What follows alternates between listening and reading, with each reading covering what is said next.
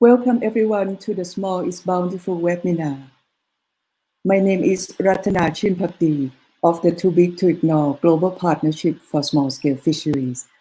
I am speaking to you from St. John's, Newfoundland in Canada.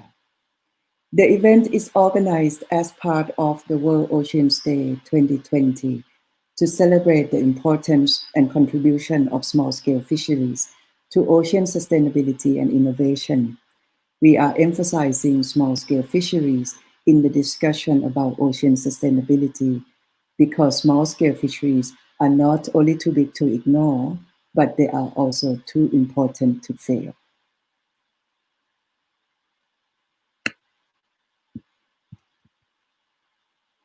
The event of this scale cannot happen without the effort of many people.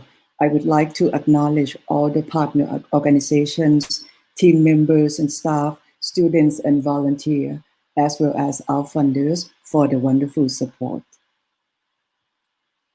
Here's a webinar program for this week, which covers important topics about small-scale fisheries that needs to be discussed. Starting from today's topic related to the impact of COVID-19 on small-scale fisheries, followed by the discussion about how to implement Sustainable Development Goal 14B, which is related to the access to resources and markets for small-scale fisheries. Recognizing that small-scale fisheries are connected to communities and other sectors of the society, on Wednesday, we will explore the nexus between small-scale fisheries and other SDGs. On Thursday, we will hear about the SSF guidelines and how to implement them using the human rights-based approach. Finally, on Friday, we will talk about blue justice and the need to consider social justice and equity for small-scale fisheries in sustainable ocean development. On June 8th, which is the World Oceans Day, we would have 24 hours around the world celebration, starting with a panel session with colleagues in Australia and the Pacific Islands to talk about the exciting work that they are doing, followed by a panel session about the situation in South and Southeast Asia, particularly related to COVID-19 and other risks and vulnerability that they're dealing with. The next session would focus on how small-scale fisheries are doing in Africa with diverse voices from the continent.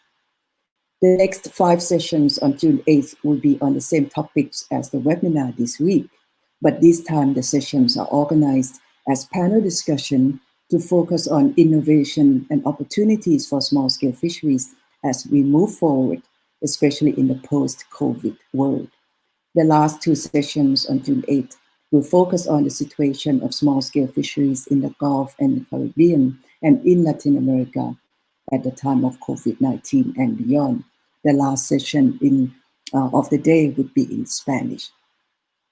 We hope that you will join us during this week-long program and contribute your idea about what we can do together to support and promote sustainable small-scale fisheries and situate them more centrally in the discussion about ocean sustainability. Your contribution will be part of the recommendations that we put together for the planning of the next Ocean Conference and for the preparation of the International Year of Artisanal Fisheries and Aquaculture in 2022. Bienvenidos a webinar Lo Pequeño es Abundante. La sesión va a ser en inglés, pero puede seguirlo en español haciendo clic en el enlace de Google Doc. Usted también puede hacer preguntas en español en el chat y nosotros lo traduciremos por usted.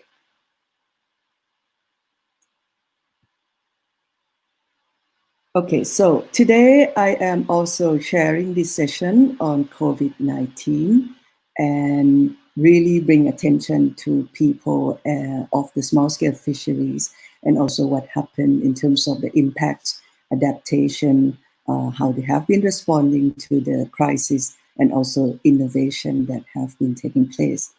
This session is organized by a number of partners, including Comunidad y Biodiversidad, that's COBI, Blue Ventures, Local Catch Network, Future of Fish, University of Aveiro, Linea de Agua Foundation, ICSF, GCFI, OFI, and TBTI.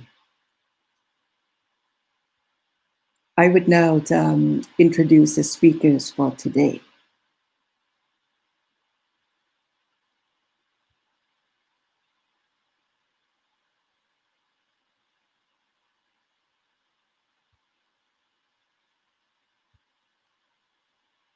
This is Marian Manuel. She's the Assistant Director of Dakshin Foundation based in India, and she coordinates Dakshin's COVID response efforts to support fish workers across the Indian coast. Welcome to the Small is Bountiful event, Marian. Thank you, Ratna.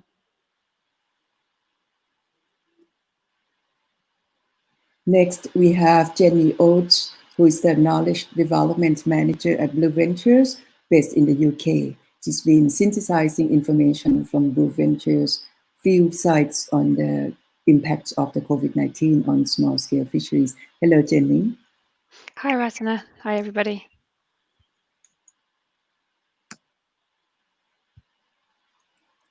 The third speaker is Cristina Pita, who is a senior researcher at Center of Environmental and Marine Studies and the University of Aveiro in Portugal. So Cristina is leading an initiative to investigate the impact of COVID-19 pandemic on small-scale fisheries, and will be sharing with us what she learned about the situation in Europe. Hello, Ratna. Hello, everybody. Next, we have Josh Stoll, who is an assistant professor of marine policy in the School of Marine Science at the University of Maine. He's been doing research on coastal community resilience, seafood distribution, ocean governance, and fisheries policy, and will share with us his experience about what's happening in the US. Welcome, Josh. Thank you. Finally, we would have our last speaker would be Maria Rosa Romero, who is a Conservation and Fisheries Program Director at Comunidad y Biodiversidad, COBI, based in Mexico. So she's leading a large-scale study looking at how COVID-19 affects small-scale fisheries in over there. So as you will see, welcome, Maria Jose. Thank you, Ratana. Welcome, everyone. Okay, great. So thanks so much for all of you to come on to the program today as a kickoff for this exciting week. And so you see that I would start my presentation to speak a little bit about what we have been doing from here, and then we'll invite you to come back to share your stories. So right now, I'm just gonna remove you from the screen momentarily.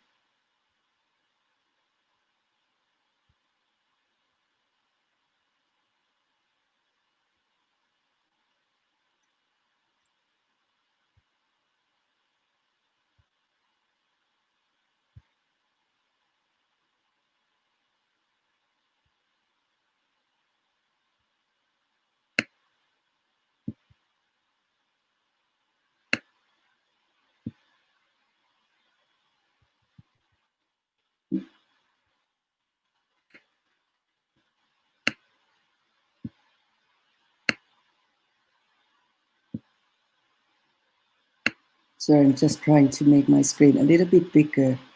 Okay, so I wanted to just start by looking at presenting basically what it means since we started the COVID-19 situation around the world and how that affects how we do research. And I wanted to say this simply because it has brought some very important opportunity for us. Oh, sorry, I should say something about our chat moderator before I begin my presentation. So your audience, you definitely are welcome to put questions on the chat box on YouTube that we see. And we have a chat box moderator, Charles Steinbeck, who's Director of Business Development of Future of Fish, who would then be able to bring those questions to the panel. We also have our Spanish moderated chat box. So by now you might see some of the Spanish text that is happening on that chat box. So feel free to write the question in Spanish, and then we'll translate that and put it back into English for us. So if you want to follow in Spanish, of course, you can go to the Google Doc and have the summary there. Okay, so back to my presentation. Basically, we wanted to talk about how COVID has changed how we do research. And this is, I would consider this a major opportunity. So I'm presenting this on behalf of a very big team who have been working for the Too Big to Ignore Global Partnership for Small-Scale Fisheries, and also with the Ocean Frontier Institute governance module, the two projects that I'm leading at the moment. Generally, we have a few people working on different topics that are related to small-scale fisheries and ocean governance. So this is basically the list of people who I've been working with to trying to figure it out what's been happening to small-scale fisheries. But since the COVID-19 started and we could no longer go into the field, we decided that we would channel our funding through the support from our funders, in this case, Oak Foundation and Canada Research Excellence Fund, to, the funding to the OFI project. And then we hired a large group of students. So the list that you see here on the screen are the students who we have from around the world. They are international students who are affected by COVID-19.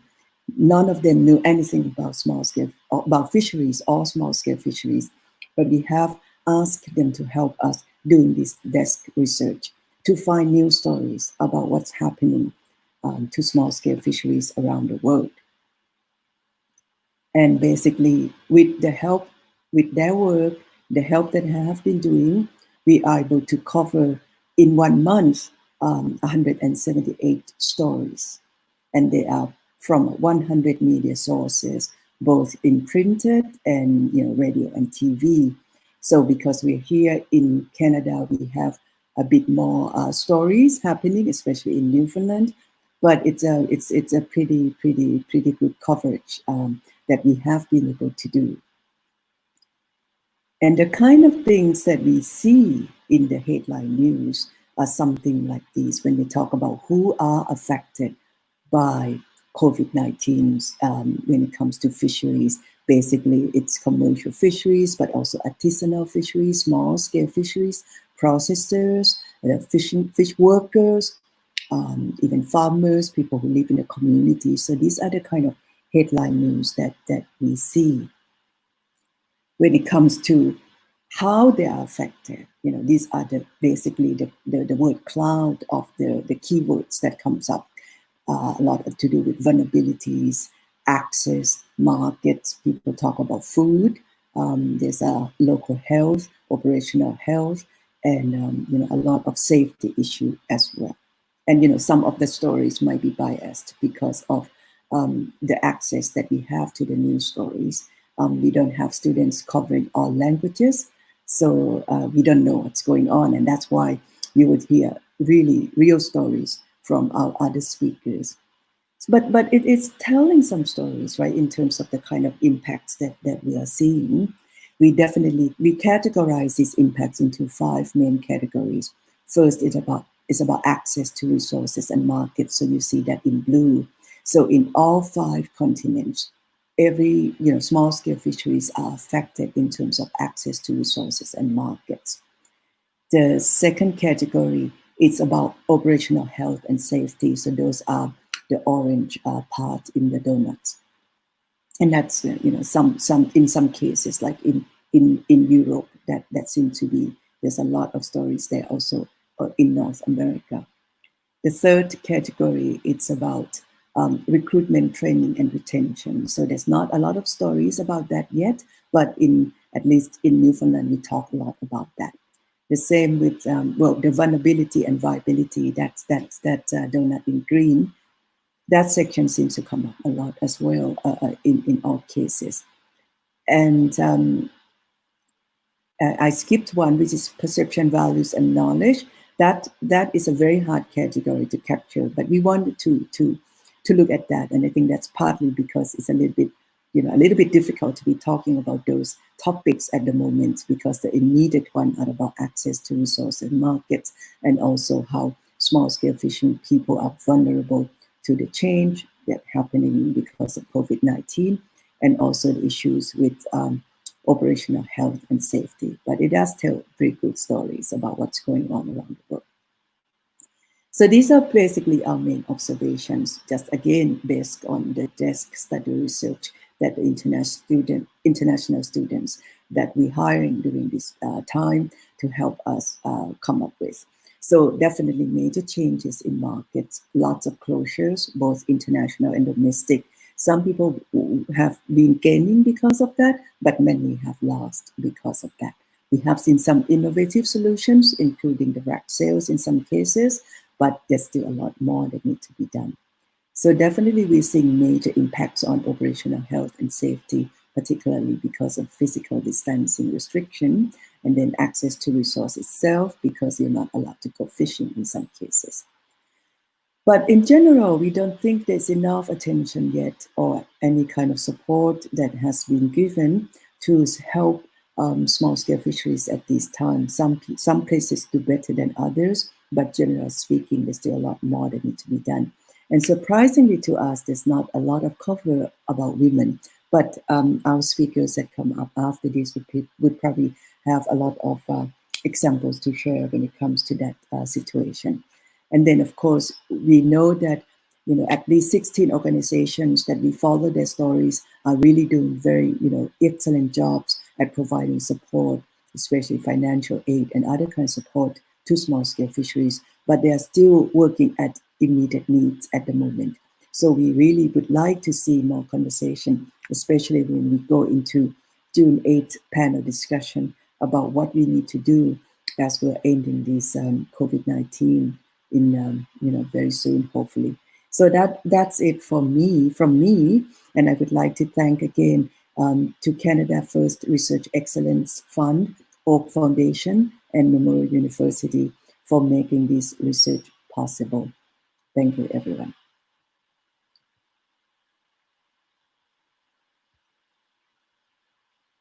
So now I would bring our first speaker, Marianne Manuel, back to the screen, and I would then go to the deck, and I let you share your screen. Well, let me make sure that you're able to share your screen. So okay, 1 second. Right. Yeah. Okay.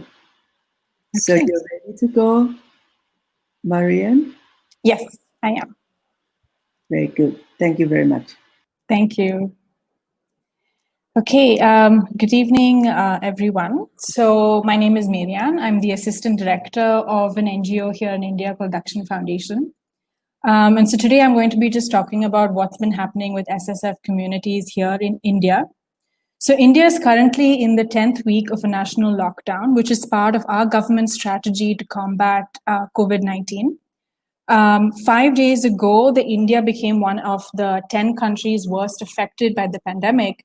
And we're also ranked 4th in the number of cases that are increasing on a daily basis. So despite the restrictions in mobility that all of us are facing here in India, we can see that civil society organizations, so NGOs and citizens, have actually played a critical role in providing support during this time. For instance, my colleagues and I at Dakshin are currently isolating in our homes in Karnataka. That's the state here. But we're handling cases across all these different states that you can see highlighted in green.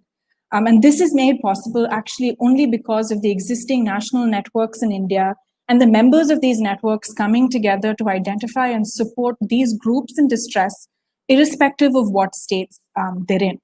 So what I'll be sharing in today's presentation is what we have learned over the course of these 2 months from talking to communities, organizations, and government officials as part of our efforts to support SSF communities and stranded migrant fish workers. Before I get into that, I want to talk a little bit about the inherent vulnerability of India's SSF community. So what makes this group in general a vulnerable group? So for one, coastal spaces in India are highly contested spaces. We're seeing an increase in dispossession of SSF communities from coastal commons, driven by the country's commodification of the coast that we're seeing as part of India's blue economy vision, facilitated by dilution in environmental regulations here in India. This, combined with the depletion of nearshore fisheries because of pollution, environmental degradation, fishing down food webs, has seen a steady migration of communities, of individuals from SSF to other livelihoods. This includes working as crew members on mechanized vessels and being part of allied fishing industries as well, allied activities. We're also seeing an increased government focus on different forms of industrial aquaculture and mariculture to meet seafood demands both nationally and for exports. So coming to the lockdown and its impact on SSF communities. So in the evening of 24th March, our Prime Minister announced that there would be a nationwide lockdown starting the next day. Because of the sudden nature of the announcement, and the fact that it was unclear to us whether fishing and fisheries in general was exempt from the lockdown and exactly what the protocol for this exemption was, it meant that fishing across the country ground to a standstill. And what we saw was varying impacts on the different actors, but focusing on SSF, to begin with, if you look at fishers and fish vendors of the community, we see that because of their dependence on daily income to support their families, the lockdown and the inability to go fishing meant that they were spending their meager savings on food for their families. So I'm just going to play a short clip here.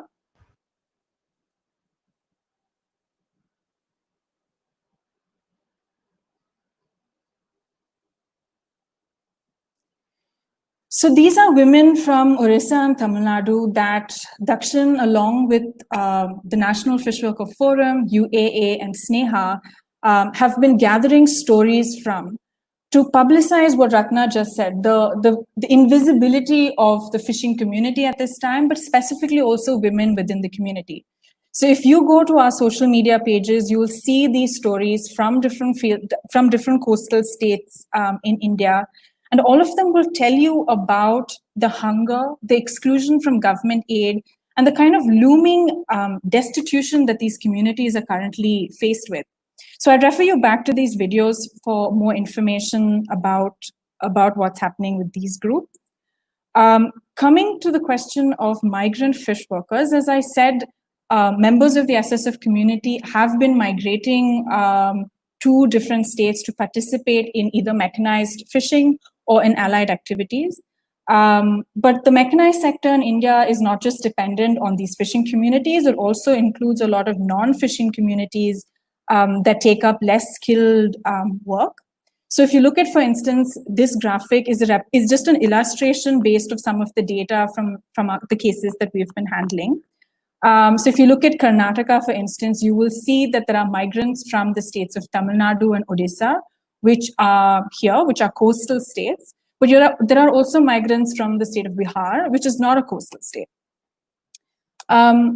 So these fish workers, when the lockdown was announced, found themselves stranded either on boats, which was anchored offshore, or at the harbors, unable to return to their homes or access adequate food, drinking water, and sanitation. So this video, just to give you a sense of what these harbors look like, it's from Veraval Harbor, which is in the state of Gujarat. It's one of the largest mechanized harbors in India. So to give you a scale of the number of boats that we're talking about, and each of these vessels has about 15 to 20 people on board.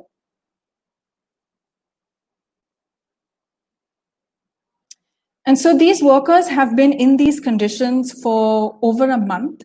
And recently, in the last few weeks, we've seen some relaxations in transport restrictions. But what that has meant is that these workers are now paying exorbitant prices to hire vehicles to take them by road back to their native states. And from what we've seen, the money for this is coming largely from what they're able to borrow. either what their families back home are borrowing from money lenders and sending it to them, or what they're borrowing from boat owners against the future wages. So in a sense, they're entering into a contract to come back and work on the same boats without wages once the fishing season resumes post the lockdown. So overall, what we've seen is that irrespective of exactly what their role within the fisheries sector is, the SSF community has been left vulnerable to higher levels of indebtedness, a lack of livelihoods, and an inability to support their families, which has also meant lower levels of nutrition and health. So what has this meant for fisheries governance in India? So understandably, because of the scale of the issue, civil society organizations, national platforms, the communities themselves have been looking to the government to pass orders and regulations that would mitigate this situation. But letters from all of these groups has received a mixed response from the government. On the surface, the government response indicates a receptiveness to these alerts. And you can see, for instance, in this image that the government order refers back to letters that they've received from different groups. And then within 15 days of the lockdown, possibly as a result of these letters, the government issued an order that clarified that fishing and fishing operations was exempt from the lockdown. But by this time, the supply chain had collapsed, and essentially reinitiation of fisheries required more from the government than simply permitting it to continue. Since then, we've seen other government orders, such as the reduction in our annual monsoon fishing ban, an announcement of an economic stimulus package to the fisheries sector. But closer analysis of these orders shows that they do little to address the actual impacts of the lockdown on the community, or even the pre-lockdown vulnerability that I referred to. So instead, these orders seem to be motivated by the same capitalistic agendas that existed before the lockdown and push the SSF further into the margins. So for instance, the economic package that was announced last week was merely a reiteration of the earlier budget. Investments largely went towards aquaculture and supply chain infrastructure. The fishing community's demand for an economic package, a compensation package that would compensate for the losses they incurred during the lockdown, was not a part of this, was not a part of the budget announcement. In terms of civil society and governance, the biggest lesson for all of us during this has been the power of networks. So information gathering, identifying groups in distress, successfully getting the state to issue clarifications and guidelines. All of this would not have been possible if not for the existing network of NGOs and fisher unions here in India. And equally clear is that we do need to network across interest groups. So labor rights needs to meet fishing rights, needs to meet groups working on migrant rights. Given that government efforts resemble disaster capitalism a lot more closely than genuine aid, we need to take these partnerships forward to build a wider collaboration and support for SSF issues here in India. From the angle of rural poverty, one strategy that we've found that makes a small contribution to tackling this issue is to ensure that the funds that are going to relief efforts for fishing communities also circulate through the wider local economy. So for example, Dakshin has been raising funds to support UAA and Sneha with their relief efforts in Odisha and Tamil Nadu. And these organizations have ensured that the supplies for their relief kits come from local women's cooperative societies, producer groups, small businesses, and even trusts, charitable trusts, which means that the funds that we are raised for fishing communities circulates in the general economy, but also feeds back into other charitable initiatives in the area. The other thing to quickly mention is that we have seen an increase in online retail options spring up. And if this becomes the new normal post the lockdown, it would have a significant impact on the women of the SSF community who play the role of fish vendors, and essentially make this role almost obsolete. So that is also a challenge that one needs to keep in mind going forward. Yeah, so I'm going to stop here. Thank you. Thank you very much, Marian, for that. Would you just, I don't know why you disappear from the camera, by the way, so hope you can get back later. Now I will invite Jenny. And Jenny is ready, so I would go back now. Please, Jenny. So good morning, afternoon or evening, everybody, depending on where you are. My name is Jenny Oates from Blue Ventures, and I'm going to be giving a summary of the impacts of the COVID-19 crisis on small-scale fisheries in Africa, specifically focusing on the Western Indian Ocean, which is where Blue Ventures do a lot of our work. I apologise if you hear my cat meowing in the background. It's around lunchtime here in the UK, and I think she might have heard that we were talking about fish. So yes, if you hear any strange noises, that's probably her. But yeah, just to give you an overview of my presentation, I'm going to start off with an introduction to Blue Ventures, and then spend most of the presentation talking about some of the observations that we've seen from our field sites across East Africa of the impacts of the COVID crisis on small-scale fisheries. And then I'll finish by talking about some of the solutions and responses that we've already seen that hopefully could provide some hope for the future. Blue Ventures is a UK-based marine conservation organisation dedicated to rebuilding tropical fisheries with coastal communities. We originally started working in Madagascar, and now we have field teams in Belize and Timor-Leste, as well as working with partners across East Africa, India and Indonesia. All of these areas across the tropics contain huge marine biodiversity and very important marine ecosystems, which are under threat from overfishing and habitat destruction, and these are only accentuated by the effects of climate change. But small-scale fishing communities in these areas face several constraints to managing their marine resources. They're all facing extreme poverty, reliance on fishing, limited access to healthcare and education, lack of experience of community organisation, and a lack of recognition of small-scale fishers' rights. In the context of these challenging circumstances, the COVID-19 crisis has had serious impacts on the communities in these areas. Blue Ventures has been collecting observations from our field teams who work across different countries in East Africa, as well as our partner organisations, and I'm going to provide a summary of the impacts and responses that we've seen so far. Across East Africa, tourism has stopped due to the restrictions on global transport, which has led to a lower demand for seafood in hotels and restaurants. This has meant that fishers are having to sell their catches locally into domestic markets. And due to the surplus of supply, fish prices have generally fallen. So fishing generally continues, but fishers are making much less money for their catches.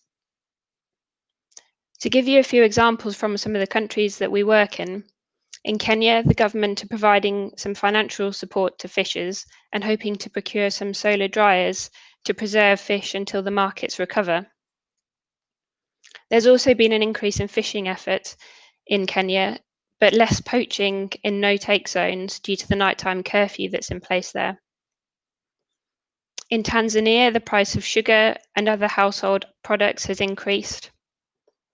And most migrant fishers who are based on the island of Songo have shifted to the mainland due to the severe declines in fish prices.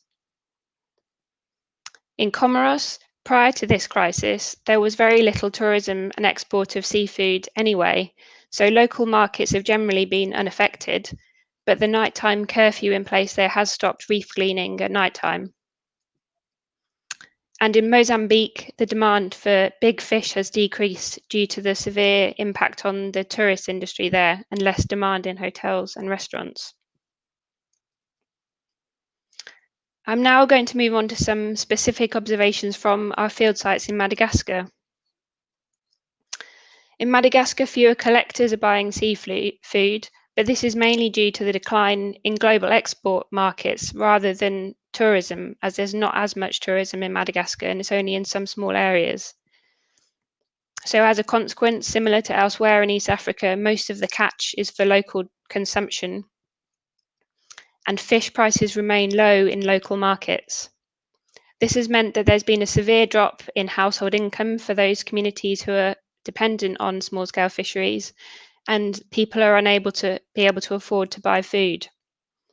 Interestingly though, there is a collector in Manturano on the west coast of Madagascar who started exchanging fish for rice and oil instead of money.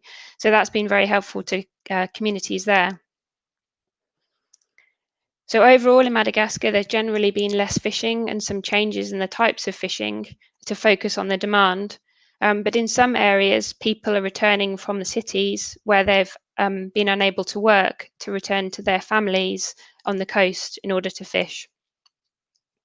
It's important to mention as well that sea cucumber and seaweed farming are still continuing, and these are important sources of income for those families that are unable to get good prices for fish. And we've also seen more infractions, including illegal mangrove cutting and illegal fishing. And it's important to note that what we've seen are general trends, and the impacts do vary according to different regions and different fish species. And the reason that we've been able to have all of this information is that Blue Ventures data collectors are now able to work in all the areas where there is fishing, and that's using personal protective equipment provided by Blue Ventures. So to summarize, even though the impacts of the COVID-19 crisis itself have not been that significant yet at this point across East Africa, the communities have been heavily affected by the impact on the markets. And the crisis has shown how heavily reliant these communities are on fishing, and particularly on specific supply chains, which leaves these communities vulnerable to shocks. In Madagascar, we've been fortunate enough to be able to continue our alternative livelihood programs, such as seaweed and sea cucumber aquaculture. There are still markets for these products, and they're still getting good prices. So this gives communities some resilience to this kind of economic shock. We also had previously set up savings and loans groups, which have continued throughout the crisis, giving communities some financial resilience as well. And another alternative livelihood is marine ecotourism. And although this can be a great source of income, tourism itself has been heavily affected by the restrictions on travel during this crisis. So that emphasizes the need to have a range of options for alternative livelihoods and not just be dependent on one source of income. So if you're interested to find out more about the observations that we have made on the impacts of the COVID-19 crisis on small-scale fishing communities, there's lots more information on the COVID-19 resources page on the Blue Ventures website, as well as links to a lot of other resources and information from partner organisations. So please have a look at that if you'd like to know more. So to summarise, I've shown that the key impacts that we've observed across East Africa have mainly been due to the reliance on the global export market for seafood products, in particular fish. But potentially in future, diversification towards other products and more local markets could provide more resilience to future shocks. Thank you very much for listening, and in particular, thank you to all of the field staff from Blue Ventures for providing this information. Thanks a lot. Thank you, Jenny, for that. Very interesting to hear. Now, I would invite the next speaker. That will be Christina Pita. And Christina, when you're ready, you can share your screen. Okay, I am ready. There we go.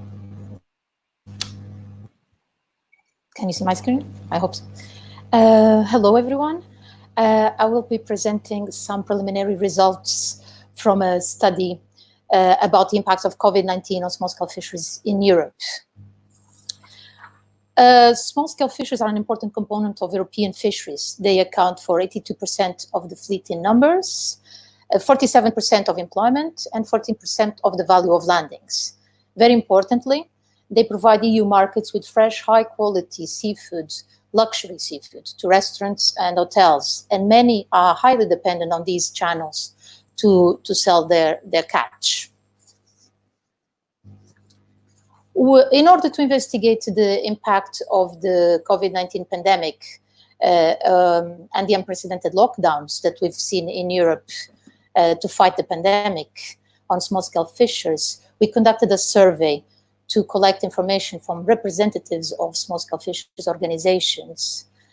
We did interviews done over the phone, kind of on opportunistic, contacted colleagues all over Europe that had direct contacts with organizations and did them over the phone, to ask these representatives organizations about the social economic impacts of COVID-19 on small-scale fishers activity, the impacts on health and well-being, and the measures they've adopted to face this crisis. So far, we have collected information from representatives of 105 organizations in 12 different countries, but we are still waiting for more replies. We asked specifically about the economic loss, direct and indirect economic loss. And we asked them to identify this on a scale. They identified important losses in revenue, classifying it as a 7 on a scale of 1 to 10, where 1 was no loss to 10, very high loss. The representatives of organizations specifically mentioned losses between 20 and 100%, depending on the species. The loss was especially high in Northern Europe, with reports of losses of 80 to 100% in the case of shellfish. Fishers targeting high-value species, besides shellfish, suffered quite an important economic loss all over Europe. In terms of employment, the impact was not so high. Some fishers are in layoff, some working for less pay, up to 50% less pay in one of the cases, was reported in a country in Northern Europe. And some were sent in vacations. The representatives of the organizations pointed to the fact that small-scale fishers are mostly a family business, hence the low loss in jobs, but that the industry is used to stop for long periods of time due to bad weather. But if this persists over a long period of time, then there will be a loss of jobs in the near future. Besides revenue and jobs, we also asked representatives of organizations to classify a series of drivers of social economic impacts on a scale of 1 to 10, from not important at all to very high importance. So they had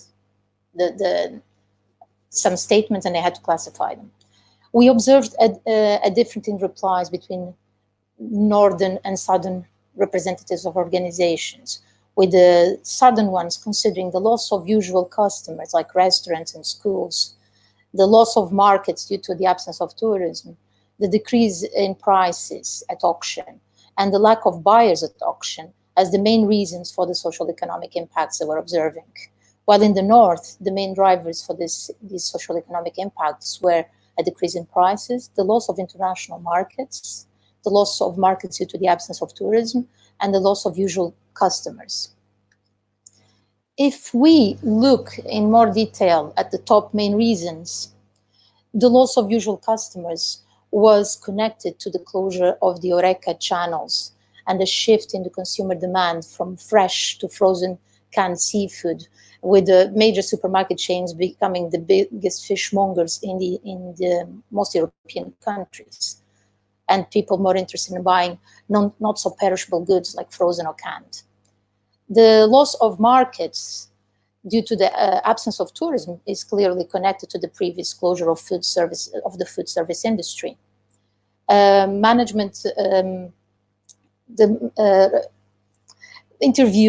People interviewed pointed that the cancellation of seafood festivals over the coming summer will be a major future impact on income of fishermen, and it can, in the south of Europe especially, can represent a lot of income because there is a lot of festivals over the summer period, seafood festivals. The loss of international markets was a problem commonly mentioned by northern representatives.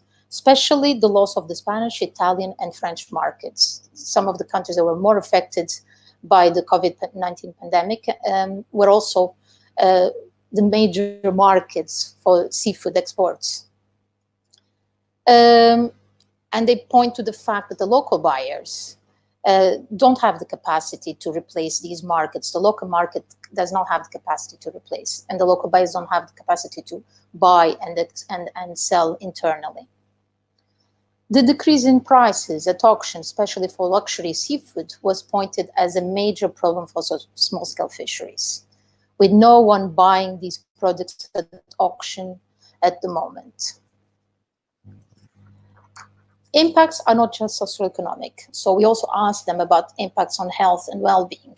And in this case, it is interesting to see that there were no major differences between the replies from southern or northern representatives of small-scale fishers organizations, with all pointing to the need to take care of the family, fears about the virus, and shortage of personal protective equipment as the major impacts on their health and well-being. Looking in more detail at these top three replies, the older vulnerable fishers are staying home due to being at higher risk, while younger fishermen are staying home to take care of their children, especially if their wives work in more steady jobs, so jobs not related to the fishing industry. So then these younger fishermen are deciding to stay home for childcare instead of their wives, because they have a more steady source of income. There are also fears about the virus, as vessels are confined spaces. Some referring that the problem is not really on the sea, but more on landing sites, where a lot of people come together, and it's difficult to maintain a distance. They also point to difficulty complying with social distancing on board and at auction sites, and the difficulty accessing personal protective equipment. This has changed probably a bit over the past 1 week, with more personal protective equipment in the market, in Europe at least. Finally, we asked representatives about the measures they have adopted to face the crisis. So this is not a scale anymore, it's asking them about the effective measures they've put in place to face the crisis. And differences were observed between northern and southern representatives of organizations, between their replies. The ones in the north mentioning that they had put in place changes in fishing efforts, requested national financial aid, and selling directly to consumers, while in the north, most of the measures passed by requesting financial aid and selling directly to final consumers. Looking a bit in more detail into it, it's interesting to see that despite having already applied for the financial aid, small-scale fishers point to the difficulties accessing these funds, that the application process is very bureaucratic, and it's a bit of a turn-off, with some preferring not to apply for this fund because of the extreme bureaucracy. The direct selling to consumers has been a successful solution to many fishers. There is an increase on online selling. Fish box schemes won more clients in several parts around Europe. And in some cases, fishers are even selling door-to-door. Fishers that were not involved in fish box schemes started selling door-to-door in the south of Europe. Changes in fishing efforts have occurred, especially in the south, in order to match demand. In the north, this was pointed as a difficulty, not such an easy thing to do, because the rules do not allow fishermen to change target species. Fishers are also fishing less due to the lower demand and decrease in fish prices at auction. So this was a short presentation. There's some very preliminary results. We're still working on it. I would like to especially thank this. This is a big effort. Although I'm presenting the work, this is a big effort from a long list of people, especially the project co-coordinators, Sebastian Vilazante and José Pascual, and the long list of co-authors who have collected the information on the respective countries. I would like to finish by thanking them all, and including the representatives of organizations who replied to the questions. Thank you very much. Thank you, Christina. So now we have heard from about the situation in Asia and then Africa and now Europe. So I would like to now invite George to speak to the situation in the US. When you're ready, George, please share your screen. And yeah. Thank you, Ratana. And it's a privilege to be part of this conversation today. Hello to everyone who is joining us via YouTube and Facebook for this important discussion. As Ratana noted early, my name is Joshua Stoll, and I'm faculty in the School of Marine Sciences at the University of Maine. This conversation so far is a reminder to me that not only is this an extraordinarily challenging situation, but our sort of ability as individuals and communities to cope with this are so deeply rooted in sort of structural and historical inequalities that exist. So I just want to acknowledge that up front. My comments today are mostly focused on the North American context, and in particular, draw on insights from my experience working with and learning from the local catch network. The local catch network was established in 2011 and is a community of practice made up of fishermen and women, community organizations, researchers, and technical assistance providers from across North America who are engaged in and working to support healthy fisheries and communities that depend on them through community-supported fisheries and other direct producer-to-consumer models.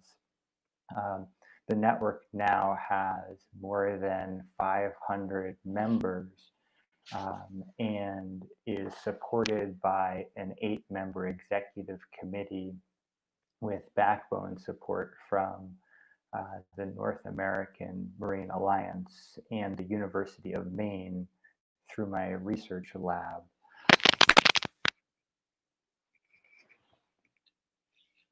COVID-19 in the US and Canada, we began to see the health impacts of the crisis of the pandemic in mid-March, and it has disrupted every aspect of life, including our food systems. The impacts to small-scale fisheries here in the US and Canada have been highly variable due to the seasonality of fisheries, due to their differential ties to global markets, and to the characteristics of the product themselves, fresh versus frozen, processed versus whole, and the end use for consumption versus bait, whether it's wild capture or aquaculture. And I think it's important to acknowledge that the impacts have been evolving quickly and are changing as they move through the supply chain from harvester to consumer. And therefore, the impacts are not just on the water, as we've heard, but also in the processing sector and sales, distribution, and communities more broadly. One of the major changes that we have observed in the US and elsewhere due to stay-at-home orders and social distancing is a change in how consumers are purchasing food. This is a point that I will return to later, but this data from the US Farm Bureau shows an evolution where we see a major transition from buying of food through food services, restaurants, and other institutions to grocery stores and more direct-to-consumer outlets. I think there are a lot of different ways that we can understand the impacts that are being felt in the US and Canada in small-scale fisheries. The case of the elver or glass eel fishery here in Maine, where I'm based, provides an illustrative example, both of the diverse types of impacts, as well as how they've changed through time. This fishery is persecuted through a fyke net and dip net fish, using fyke net and dip net methods, and it occurs in early spring on the banks of tidal rivers across the state of Maine. In 2019, this was the second most valuable fishery in the state at over $20 million. And of particular note, this fishery is of extreme economic importance to tribal representatives that make up the Wabanaki Confederacy. As you can see here from this series of newspaper clippings, you see this sort of evolution in the impacts that are observed. The first impact in mid-March is that the fishery was delayed by fisheries managers. The fishery then shortly after that gets started, but along with that, there's a series of new management regulations that require health and protection measures to ensure there isn't a spread of the virus. And then later, as the fishery ramps up, we see that there's a major drop in price. This fishery has historically been extremely high value, with prices up to $2,000 US per pound. We see those dropping down to about $500. One of the things that we've been doing in collaboration with Coastal Routes, which is a collaboration based out of the University of Guelph, is documenting the way in which small-scale operators in North America are responding to COVID and these impacts. And these are documented through a series of podcasts called Social Fishing. I want to play a clip here that shares three people's perspectives, because I think as we think about the impacts and the ways in which people are adapting, the voices that we hear are extremely important. So hopefully this audio works.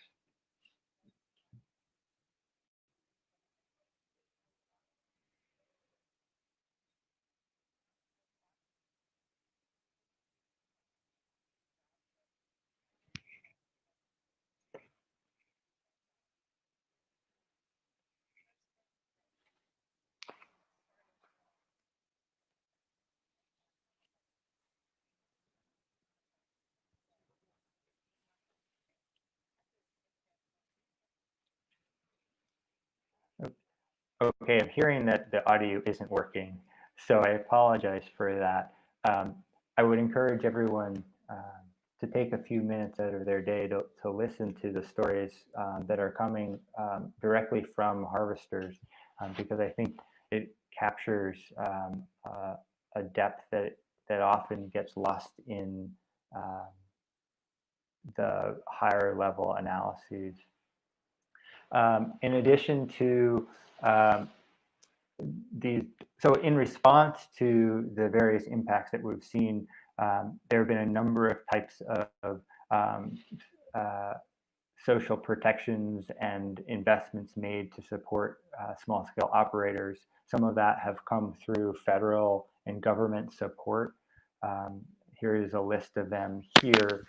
For the sake of time, I want to point out that most of these are responsive and aim to be or are short-term in nature.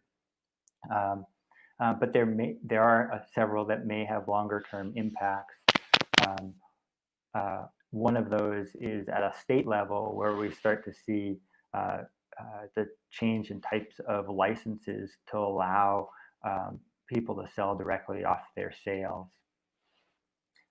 Directly off their docks. We're also seeing responses in the private sector and within nonprofit organizations, things like Facebook pages to help connect consumers to fishermen, national surveys looking at impacts, educational materials to help consumers better understand how to use and consume seafood, online forums and resources, many webinars, new seafood finders, and lists of vendors who are selling seafood, really focused on how do you connect consumers directly to harvesters. And while many of these are also short-term, some of these approaches have a longer-term view. So one of the things that has been interesting, and we've heard from other speakers so far too, is that there's been a surge in the amount of interest in local and direct marketing of seafood. Through the Local Catch Network, we've seen the amount of user data, the amount of people using our site increase significantly over the last 2 months. We've seen a 300% increase in participation on the website, and CSFs and direct marketers around North America are reporting some of their strongest sales that they've ever experienced, in part because I think as consumers, one of the challenges that has come about from COVID-19 is people have realized the vulnerability of our supply chain. And so one bright spot that we're observing is consumers are wanting to find ways to connect with and support small-scale operators. And one of the ways they're doing that is through direct seafood sales. So I'll stop there and turn it back to Ratana. Thank you very much for that, Josh. Okay, so now we have our last speaker. That would be Maria Jose. And you have your screen. And then turn on your microphone, please. Okay. So there are a lot of comments that are coming through the chat box, which is great.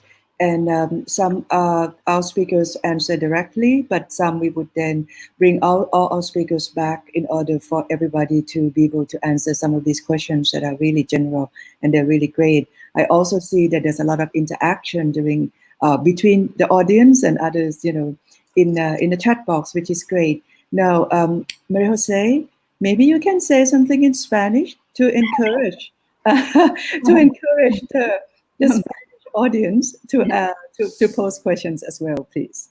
Perfect. Thank you, Ratana. Bienvenidos todos a nuestra sesión, nuestra primera sesión de COVID. En esta plática vamos a revisar cuál es el update de Latinoamérica y de las pesquerías de pequeña escala. Thank you for joining the first session of this ocean event. Thank you, TBTI, for inviting us. And here I'm going to present an update of the COVID situation in Latin America and the impacts on SSFF. Just to give you the update, we have the 16% of the cases of COVID if we count from last February to date.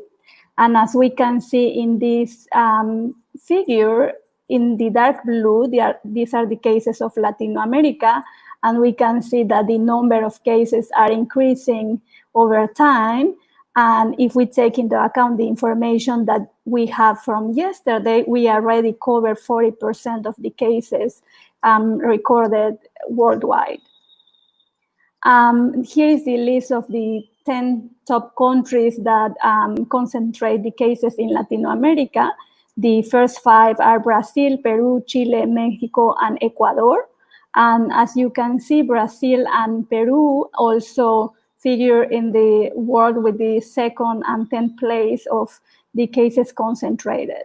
The lockdown in Latin America started last March in most of the countries, and some of the countries are already showing control of the propagation of the virus. However, there are countries that are still showing increases in cases.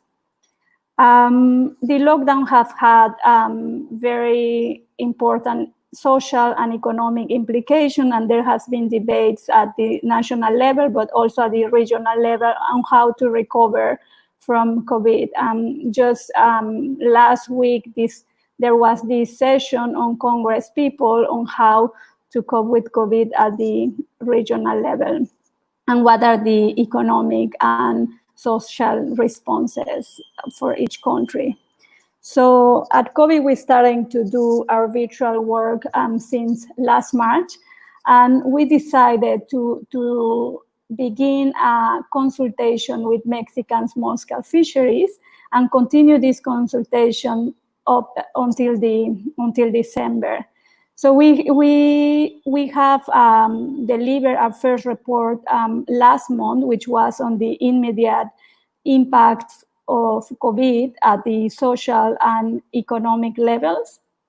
And we are happy to say that today we are launching our second report on the role of the state in the face of COVID and from the perspective of small-scale fisheries. And when we started the consultation, we had 93 interviews, 30 communities, 43 fishing organizations, 8 coastal provinces, and 15 small-scale fisheries included. And given the response and the important information that we were getting from fishers, we really wanted to expand our coverage. And we are happy to say that we got like more fishers involved, also communities and small-scale fisheries. We are also doing social media monitoring to see responses and solutions, and it has been really interesting, and I'm gonna share some of the results. And these results, although come from the consultation by talking with our peers from Colombia, Brazil, Ecuador, we are seeing similarities in the LAC region. So on the economic impacts, as it was mentioned for other regions in the LAC, we are facing market closures and price reductions.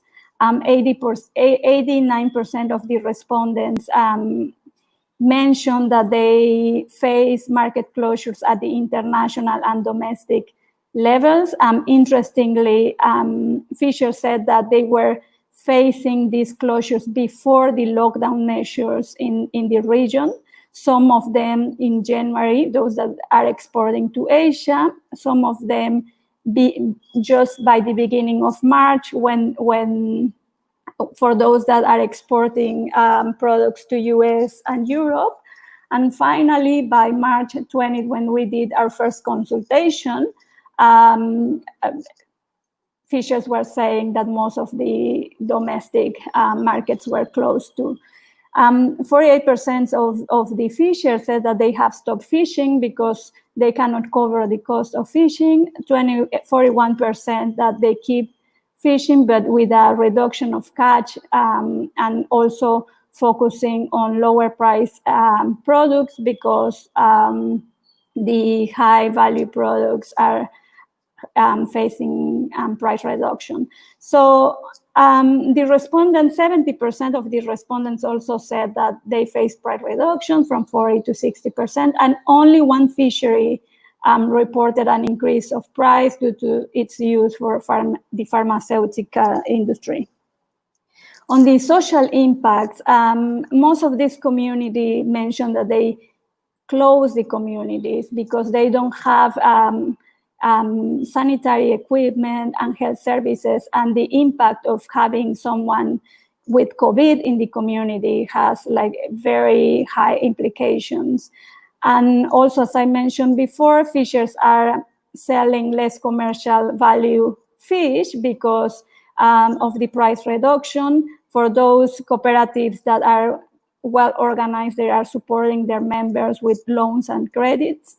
And we asked them how they see their adaptation in the face of COVID, and 45% of them mentioned that they are adapting to COVID, and 44% said that they don't know how because the situation is different. It has a global implication, so it's pretty new to them. Here are the requests of small-scale fisheries.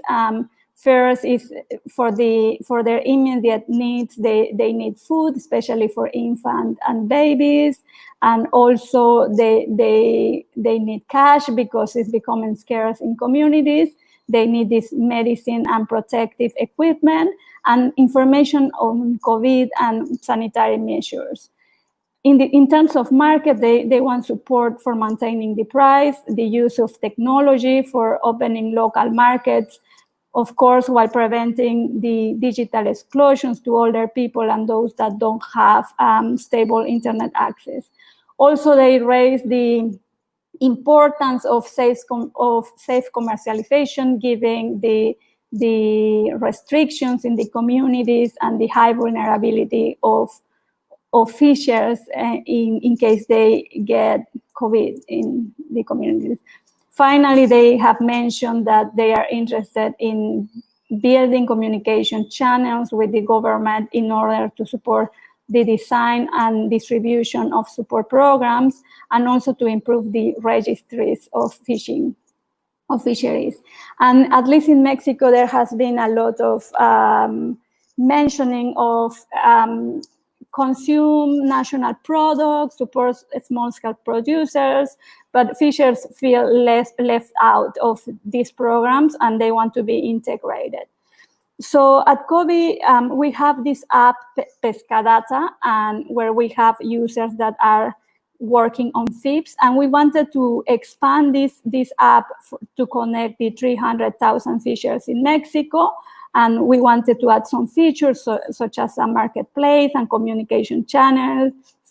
And COVID gave us the opportunity to accelerate the development of Pescadata.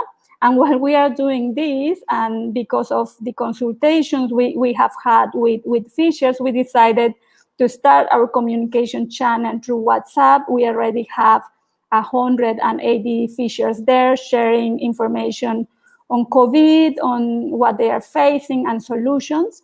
And we also decided to expand the once we have the Pescadata, we will migrate the group of fishers to the app, but also we want to expand the use of Pescadata to other countries. So we have had talks with our peers from Ecuador, Honduras, and Colombia to do this.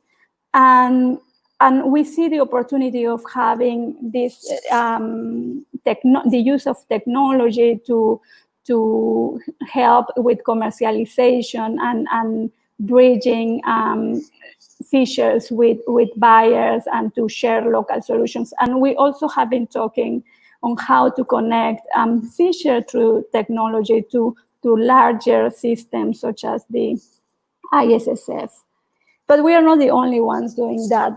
Our friends from Future of Fish have started to work with ferias online to do transactions with caletas and final consumers. They are also customizing Avalobi, which is an app used in South Africa, and they are customizing it for small-scale fisheries in Chile. In the case of Peru, they are also facilitating digital Facebook for selling and buying local fish and supporting coordination between fishers and supply chain. So we invite you to join the efforts in the LAC region and also to join the sessions that we are going to have next Monday at 7:30 p.m. and 10 p.m. And the session at 10 p.m. UTC will be in Spanish. Thank you very much. Thank you, Maria Jose, for that. Just now I'm going to bring all the speakers back. So just stop sharing your screen. Yes, thank you. And now we're going to go into the question period. Like I said, there have been a lot of very active chat box here with a lot of questions already. So, I mean, we covered pretty much the different situations around the world of how small-scale fisheries are impacted by this COVID-19, and also, the different responses. And I wanted to start from this one question from the audience. Naveen basically, asked, what additional vulnerabilities, many of you already mentioned, right, that small-scale fisheries already are in a precarious situation. So the COVID situation is really making things a lot worse, perhaps in many cases. So just wanted to get that general conversation going first before we go into any specific. Do you really see that the exposure to the COVID-19 is really making small-scale fishing communities much more vulnerable than before in the cases that you have been looking at? Go ahead, Jenny.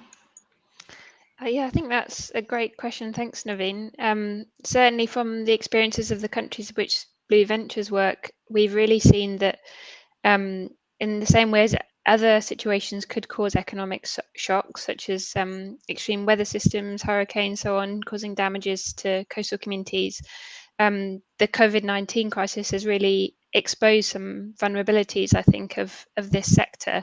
And in particular, I think we've noticed the dependence on, as you say, global export markets, but also specific supply chains for specific products, making communities very vulnerable to this kind of economic shock. And so I think that's something to think about for the future, that these vulnerabilities could cause problems if there were other shocks in future. So yeah, trying to move more towards wider types of products and also potentially more local, regional or national supply chains as opposed to global supply chains, I think would help. Okay, so in that context, I mean, I'm going to invite others to speak as well, but I also want to also pose this context that came from Samir, and that's kind of, I'm not sure whether it's just specific to Bangladesh or not, but basically we have this situation as well, right? That, there might be different types of fishing people, like in this case, the migrant fishers. So the question that came from Samir is like, how do you address this fisher folk identity? Are there any protection to the most vulnerable? So perhaps in other speakers, if you wanted to add, the kind of vulnerability situation given this context as well, that'd be great. Marian, you want to start there? Maybe. Sure. I mean, going back to Naveen's question also, I think one thing that's clear is how little we understand labor in general in the fisheries sector and migration. And also the apathy of the government in terms of providing social security to SSF communities, directed relief measures. And to answer Samia's question as well, the relief measures currently in India, for instance, are addressing poor, and there's criteria to categorize an individual as poor, and you get a card. And a lot of the fishing community in general can't meet that criteria. They're not able to provide the documentation needed to be considered eligible for these schemes. And so that means that in India, you see SSF excluded from a lot of the official government relief measures, and you see the dependence on civil society actually to step in and support these communities. And similar to what Jenny mentioned, there is the dependence on export markets, and the rigidity of some of these supply chains and processes has meant that when the shutdown happened, groups weren't able to switch. So, for instance, we saw a lot of wastage in the first few days of fish being dumped into the ocean, rather than, say, a switch into presumably maybe drying the fish so that it increases the storage and can feed then into maybe local consumption or food security for rural communities. And it took a while for that transition to happen, and it still hasn't happened in many places. So we're definitely seeing a lot of things more starkly presented in the current situation. Mm-hmm. Christina and Josh and Maria Jose, you wanted to address any of these two questions? Christina, microphone, yeah. Yes. Maybe the first issue, which it's interesting also to see that we maybe don't think so much about this immigration issue in Europe, but there is a lot, and especially there is a lot of fishermen from Asia, and some of them, some fishermen are complaining about not being able to go back to sea right now because they don't have crew. And they don't have crew because the crew is retained in Indonesia, and because they work with a lot of Indonesians. So they can't have the crew back because there is no flights. So they can't go out to fish because they don't have crew.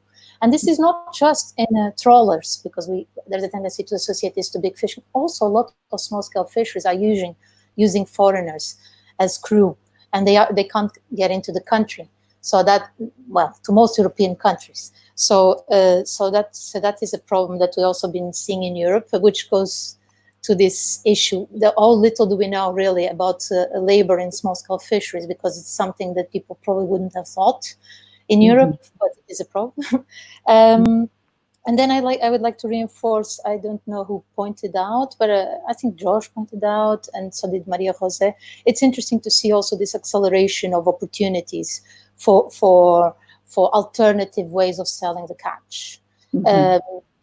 Also in Europe, it's obvious in the developing world, but also in Europe, we see a big dependence of small-scale fishermen, either very dependent on big on restaurants and hotels, so tourism, or very dependent on a few markets like Spain, Italy, and France. Right. And they export a lot. A lot of the catch is exported to these three markets. And the fact that these markets are closed has been a big problem to a lot of fishermen, of small-scale fishermen all over Europe.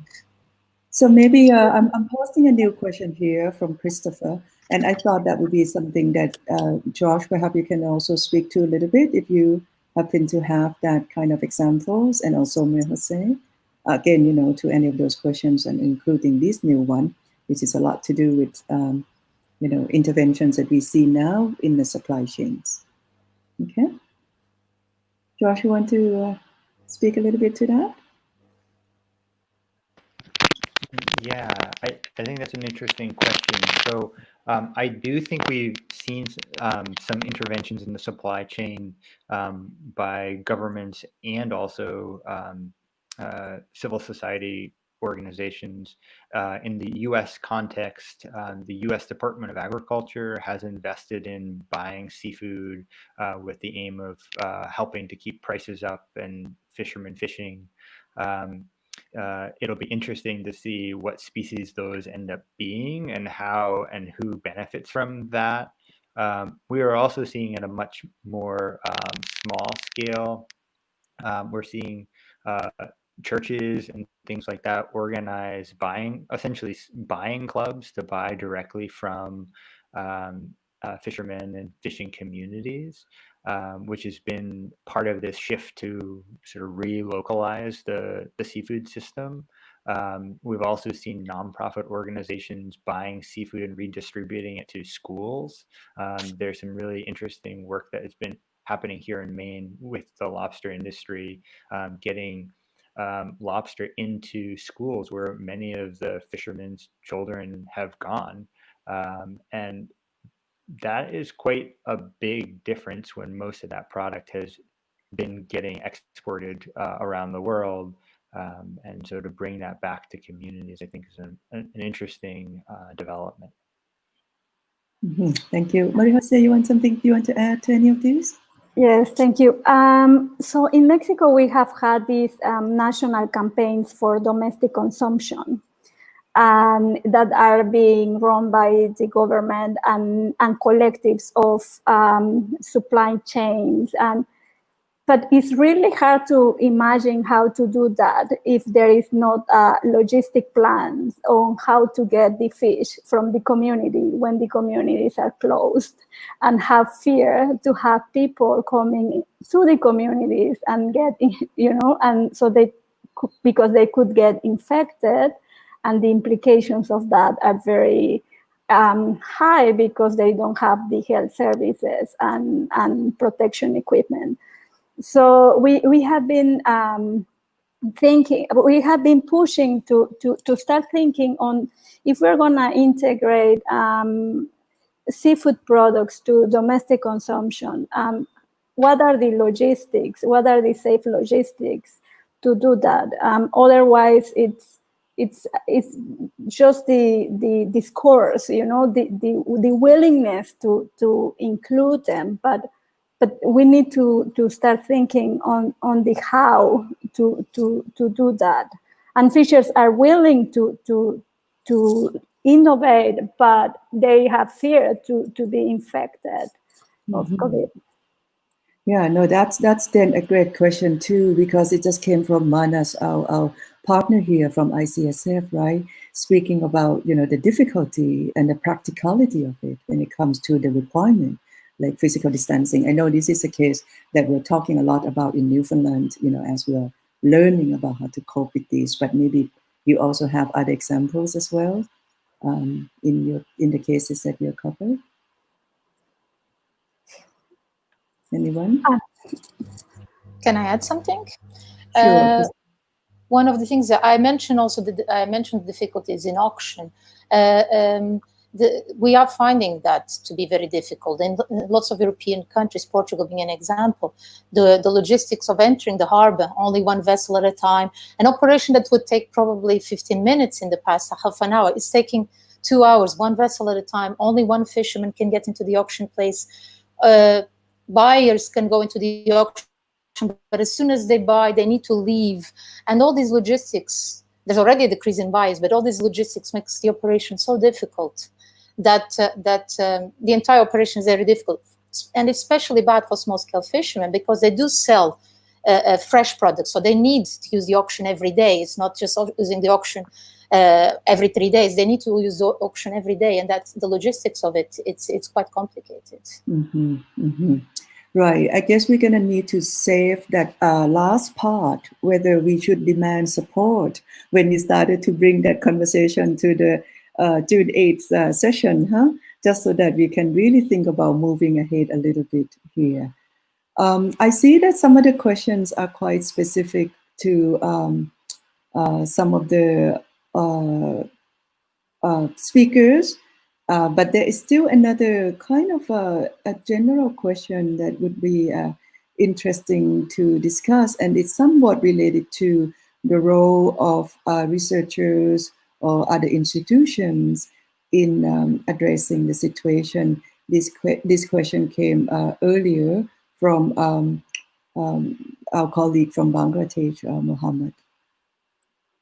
And I think that's a good way to think a little bit. We don't want this session to be only about the situation alone, but we want to think about adaptation, innovation, and moving forward. So any thought on what we might be able to contribute to, mainly from, both from the research perspective, but also other organizations that working to support small-scale fisheries. Go ahead, Jose. So we think at COVID that is for those organizations that are doing science and are connected to small-scale fishers, it's really important to bring back the information to fishers. At least in Mexico, they were claiming for information on COVID and safety measures. So that's why we created the WhatsApp channel as a space for them to communicate. So it's like bringing back the information, bridging them and bridging them with other actors that can bring support to them. Mm-hmm. And I would just add to that I think, as well as sharing information with small-scale fishers, I think there's a great opportunity for sharing innovation across the world, like we're doing right now, actually, and continuing to do this, taking things from the grassroots level and sharing that across the world. I think there's some great ideas coming out there that would need to be adapted for different contexts, but really could make a difference in different places as well. Right. And we also have a comment from the audience here in terms of another way to think about this and some kind of protocols. So we would be continuing this week, right, to speak a little bit about other instruments, especially the small-scale fisheries guidelines and many other initiatives that many of us are part of that would be really good to trying to promote and support. We may have time for another question, perhaps, from Sebastian. Oh, sorry, Marianne, you want to say something? Sorry, yeah, I just wanted to add to the question on what researchers can do. And I think from what we're seeing in India and with some of the cyclones that we're facing right now, is that there is the linkage between community health and environmental health is something that doesn't get a lot of attention. And so I think this is an opportunity to really explore those linkages. And also to look at what are these pathways to revive local economies the fastest, because that's really what's needed right now. A greater focus on the local and an identification of the most marginalized within also the SSF and focusing on them. Yeah, that's a very good point. Sebastian, Matthew from ICSF also sent this question to us, and I'm not sure whether we have anybody has any information to answer this question in particular. It's an interesting one, because I mean, you know, we know that the industrial fisheries are still, many of them are still ongoing, right? Well, at least in Mexico, most of them have stopped because they are not allowed to go offshore. And some here in the Yucatan, there is a case where the owner of the boat said, like, no, I'm going, you know. So, but he actually did some tests to the fishers in order to recruit the crew to go offshore. Yeah. Now, here's another interesting question. I mean, I'm just going to do two more questions, and then we're going to wrap this session. I know it's about 1.5 hours already, but I don't want to miss this question. Anyone wants to address this? Coming from Anne, talking about, is there any gender differentials in the implication of the pandemic? Just wanted to, you know, re-emphasize this one more time. Yeah, sorry, go ahead. No, you go first. Okay. You probably will have a general overview. No, so I mean, I mentioned this towards the end of my presentation, is that a lot of the solutions are focused on fisher to customer connectivity. And what that means is it bypasses the women that have been playing such a big role in at least India's post-harvest, and I'm sure the case is there for many countries as well.